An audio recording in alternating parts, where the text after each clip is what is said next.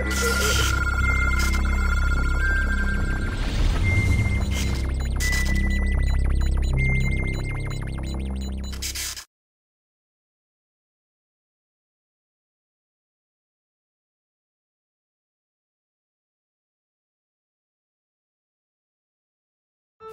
with me. I want to take you on a journey through time from antiquity to the current day. We'll be looking at politics, history, anthropology, religion, entertainment, but most important, the science of salvation. I want to show you what Even at the Doors plans to do in the not too distant future. So come with me. Of all the marvels on this earth, the human body is the most fascinating. It is made up of water, calcium, magnesium, sodium, potassium, phosphorus, sulfur, chlorine, oxygen, carbon, hydrogen, and nitrogen. And each one of us has our own distinct DNA. God has given us 2 books to study. One is the book of nature and its rich beauty and ecosystem. The other is the Word of God that guides man from the beginning to the end.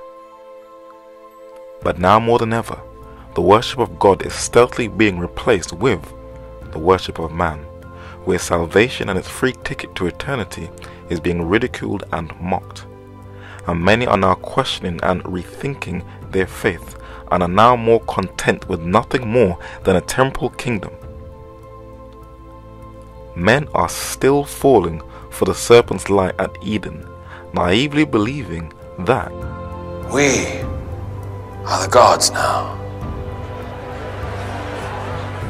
Nihilism is sadly picking up momentum, and the dark teachings and the imagery of the occult world that were once relegated in the temples and meeting rooms of secret societies and their initiates are now becoming more open, and shamanistic nature worship is being cleverly disguised under the mask of environmentalism through the enticing power of celluloid imagery, where the pagan gods and nature deities that once met their death are now making a comeback.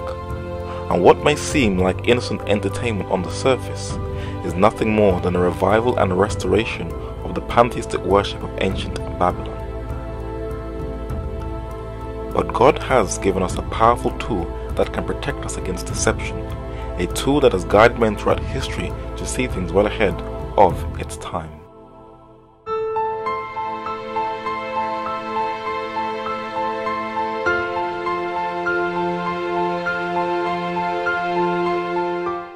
In our first set of documentaries, we will be looking at warfare in the light of Bible prophecy, an 11-part series called Rumors of Wars.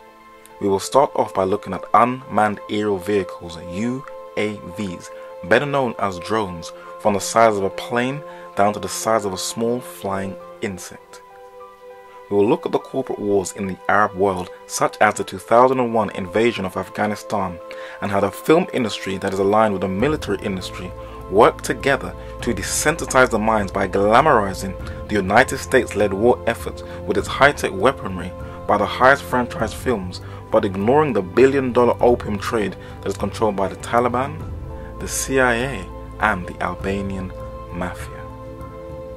We will also be looking at the billion-dollar video game industry, which is not only a subtle recruiting tool for young men to join the military, but they are also carefully designed psyops programs to prepare minds for the wars of tomorrow.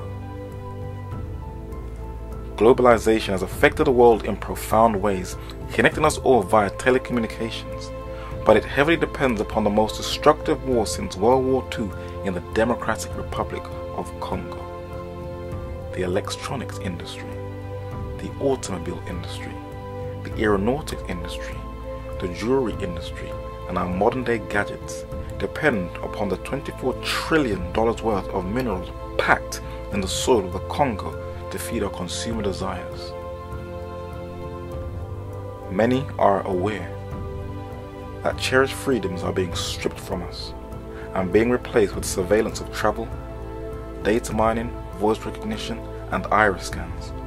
But what most are unaware of is that all these things are preparing us for the global decree called the mark of the beast, where power will be handed over temporarily to the white pope and the black pope. But these men and their system, the papacy, will be destroyed by God himself in the final and last war, the Battle of Armageddon. Most of the world are going to reject the free ticket and invitation to eternity, but we still have an obligation to tell them.